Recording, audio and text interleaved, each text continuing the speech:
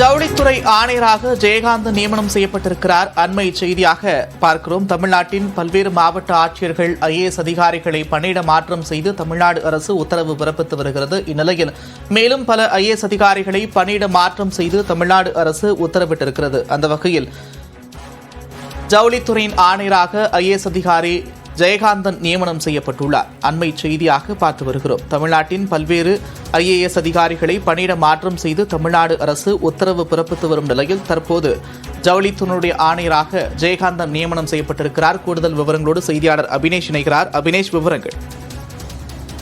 நந்தா, இன்று பகலில்தான் மிக முக்கியமான மூத்த ஐஏஎஸ் அதிகாரிகள் பணியிடம் மாற்றம் செய்யப்பட்டாங்க. அதுக்கான அறிவிப்பை அரசு பல்வேறு மூத்த ஐஏஎஸ் அதிகாரிகளை பணியிட மாற்றம் செய்தாங்க. மிக முக்கியமாக உள்துறை செயலாளராக இருந்த அமுதா ஐஏஎஸ் பணியிட மாற்றம் செய்து புதிய உள்துறை செயலாளராக தீரஜ்குமார் ஐஏஎஸ் நியமிக்கப்பட்டிருந்தார். இந்த நிலையில மீண்டும் ஒரு ஐஏஎஸ் பணியிட மாற்றம் செய்து அரசு அறிவிப்பு வெளியிட்டிருக்கிறது.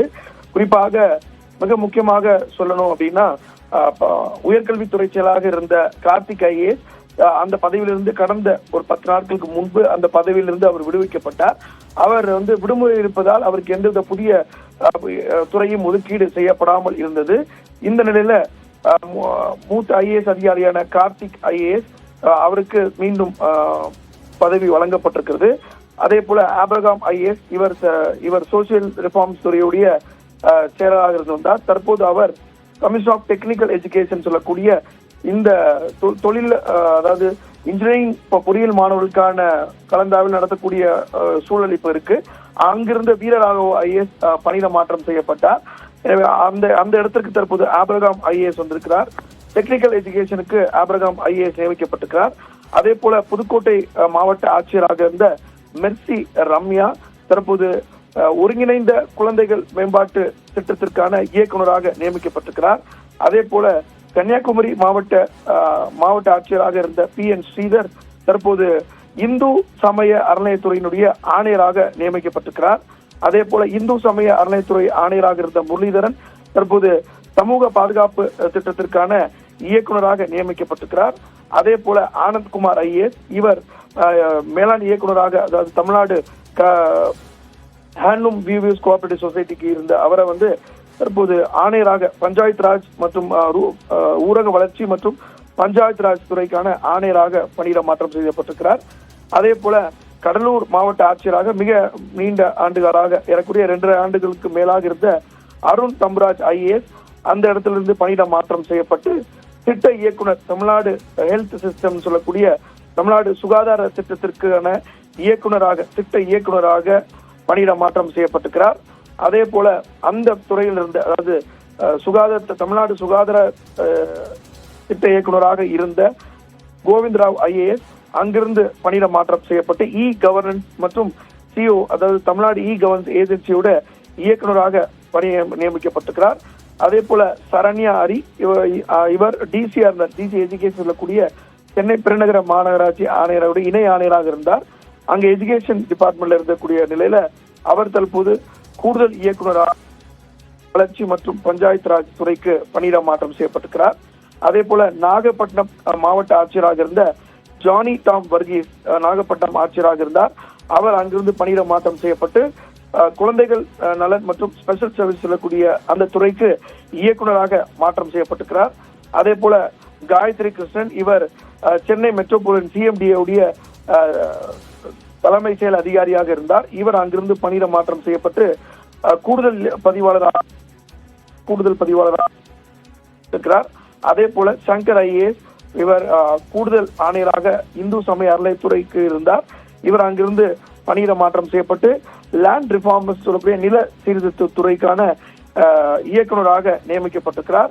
அதே போல சிவ சவுந்தரவள்ளி ஐஏஎஸ் இவர் இணை இயக்குநராக இருந்தார். அதாவது கலை மற்றும் பண்பாட்டு துறைக்கு இவர் அங்கிருந்து பணியிட மாற்றம் செய்யப்பட்டு கூடுதல் ஆணையராக இண்டஸ்ட்ரீஸ் மற்றும் தொழில்துறை மற்றும் வர்த்தகத்துறைக்கான பணியிட மாற்றம் செய்யப்பட்டிருக்கிறார். அதே போல மோகனச்சந்திரன் இவர் மாவட்ட வருவாய் அலுவலராக இருந்த கூடிய நிலையில அவர் அங்கிருந்து பணியிட மாற்றம் செய்யப்பட்டு அவர் அதாவது இயக்குனர் பேரிடர் மேலாண்மை துறைக்கு மாற்றம் செய்யப்பட்டிருக்கிறார்.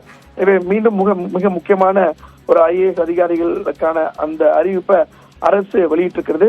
மிக முக்கியமாக ஆசிஷ் குமார் ஐஏஎஸ் இவர் ஸ்டேட் கேடர்ல இருக்கக்கூடிய தமிழ்நாடு மாநிலத்தில் இருந்தாலும் இவர் அடிஷனல் ரெசிடென்ட் கமிஷனர், அதாவது புதுடெல்லியில் உள்ள தமிழ்நாடு இல்லத்தினுடைய கூடுதல் ரெசிடென்ட் கமிஷனர் ஆணையராக இருந்தார். அவர் அங்க இருக்கக்கூடிய அந்த நிலையில சண்முக சுந்தரம் ஐஏஎஸ் இவர் ஆணையராக இருந்தார். அதாவது போக்குவரத்துறை ஆணையராக பணியிட மாற்றம் செய்யப்பட்டு ஹேண்ட்லூம்ஸுக்கு இயக்குநராக அவர் பணியிட மாற்றம் செய்யப்பட்டிருக்கிறார். அதே போல கஜலட்சுமி ஐஏஎஸ் இவர் திட்டம் மேலாண் இயக்குநராக இருந்தார். தமிழ்நாடு டெக்ஸ்ட் புக் கார்பரேஷன் சொல்லக்கூடிய தமிழ்நாடு பாடநூல் கழகத்தினுடைய மேலாண் இயக்குநராக இருந்த கஜலட்சுமி அங்கிருந்து பணியிட மாற்றம் செய்யப்பட்டு இயக்குநராக மீன்வளம் மற்றும் மீனவ நலத்துறைக்கு பணியிட மாற்றம் செய்யப்பட்டிருக்கிறார். அதே போல எஸ்பி கார்த்திகா ஐஏஎஸ் இவர் கூடுதல் இயக்குநராக இருந்தார் சமூக நலத்துறைக்கு. அவர் அங்கிருந்து பணியிட மாற்றம் செய்யப்பட்டு இயக்குநராக, அதாவது ஹோம் டிபார்ட்மெண்ட், ப்ரொவிஷன் மற்றும் எக்ஸைஸ் டிபார்ட்மெண்ட்டுக்கு பணியிட மாற்றம் செய்யப்பட்டிருக்கிறார். அதே போல மோகன் ஐஏஎஸ் இவர் சிறப்பு இயக்குநராக முதல்வரின் முகவரி அப்படிங்கிற அதுல சிறப்பு அலுவலராக இருந்தார். அவர் அங்கிருந்து பணியிட மாற்றம் செய்யப்பட்டு இயக்குனர் ஆஃப் சிவில் சப்ளைஸ், அதாவது உணவுத்துறை மற்றும் உணவு வழங்கல் மற்றும் நுகர்வோர் பாதுகாப்பு துறையுடைய இயக்குநராக பணியிட மாற்றம் செய்யப்பட்டிருக்கிறார்.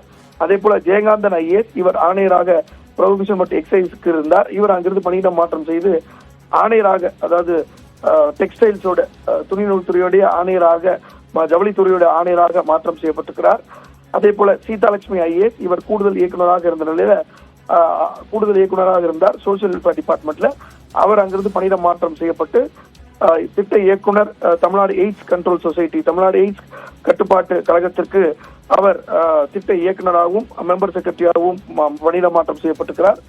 அதே போல அமிர்த ஜோதி ஐஏஎஸ் இவர் இயக்குநராக கால்நடை பராமரிப்பு மற்றும் துறைக்கு இருந்த நிலையில அங்கிருந்து பணியிட மாற்றம் செய்யப்பட்டு ஆண்டர்பிரனர், அதாவது தொழில் முனைவோருக்கான மேம்பாட்டு திட்டத்திற்கான இயக்குநராக பணி நியமனம் செய்யப்பட்டிருக்கிறார். அதே போல மகேஷ்குமார் ரவிக்குமார் ஐஏஎஸ் இவர் கூடுதல் செயலராக இருந்த நிலையில முனிசிபல் கார்பரேஷன் வாட்டர் சப்ளைக்கு இருந்தார். இவர் அங்கிருந்து பணியிட மாற்றம் செய்யப்பட்டு இயக்குனர் கால்நடை வளர்ப்பு மற்றும் வெட்டனரி சர்வீஸுக்கு பணியிட மாற்றம் செய்யப்பட்டிருக்காங்க.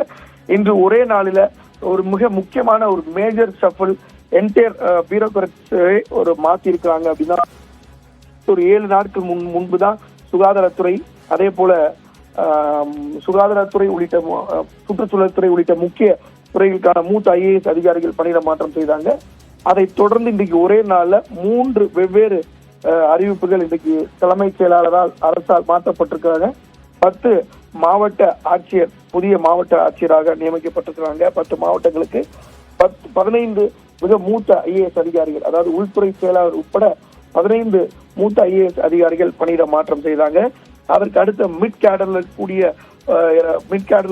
அதிகாரிகளையும் இன்றைக்கு மாற்றம் செய்து அந்த அறிவிப்பையும் இன்றைக்கு வெளியிட்டிருக்கிறாங்க. ஏறக்குறைய 26 ஐஏஎஸ் அதிகாரிகள் மாற்றம் செய்யப்பட்ட அதற்கான அறிவிப்பையும் தலைமைச் செயலாளர் சிவதாஸ் மீனா வெளியிட்டிருக்கிறார். நன்றி அபினேஷ், விரிவான விவரங்களுக்கு.